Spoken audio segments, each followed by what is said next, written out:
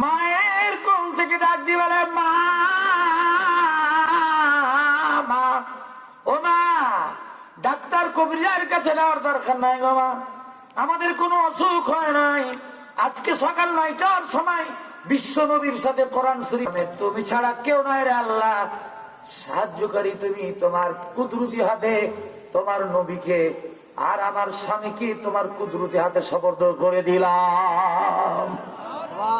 আল্লাহ তুমি দেখে রাখি, আল্লাহ আমি ওই মোহাম্মদ ওই যে যখন মানুষ এসে বলছেন ওই যে আল্লাহ নবী, তখন আমার দিকে তাকান। বিরক্ত হচ্ছেন কি ভাই? সঙ্গে সঙ্গে আল্লাহ এইভাবে পিছন দিকে ঘুরে দেখেছি, মুখটা সামনে ছিল, যেমন ডান দিকে কাত হয়েছে, ওই ডান দিকে কাত হওয়ার সঙ্গে সঙ্গে মুখটা জাজিরাতুল আরবের বাদশার মুখের সাথে এক সুখ হয়ে গেছে। সুবহানাল্লাহ। সঙ্গে সঙ্গে জাজিরাতুল আরবের বাদশার হাত থেকে চাবুক ঝন করে চলে গেছে। সুবহানাল্লাহ। কাল সকালবেলা নাস্তা করে বলি সুবহানাল্লাহ।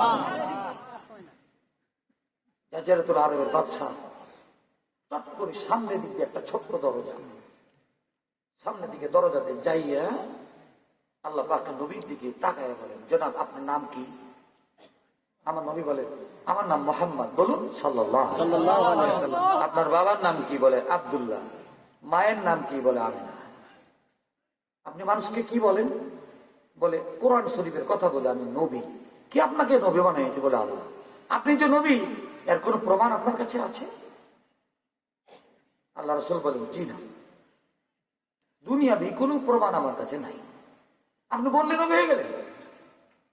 মক্কা শরীফে এত লোক থাকলো, আপনি সবাইকে বাদ দিয়ে আপনি বললে নবী হয়ে গেলেন। আবু জেহেল মনে মনে খুব খুশি, হ্যাঁ কাজ হয়েছে।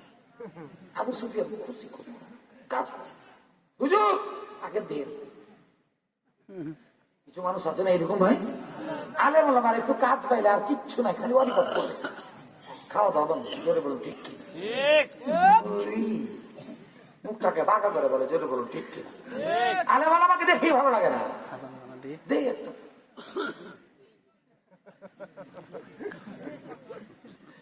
ভাই আলেম ওলামার দিকে একটু এরকম নজর করবেন, কপালের বিনা দোয়াতে জানা যাবে। জোরে বলুন ঠিক কিনা?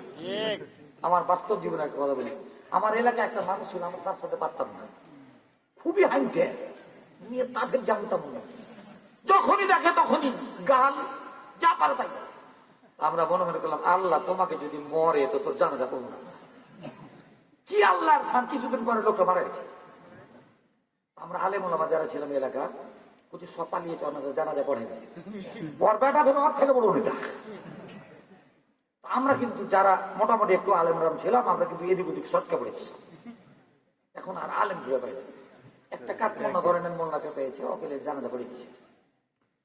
আমরা বিকাল বেলা এসে দেখলাম যে জানাজা হয়ে গেছে।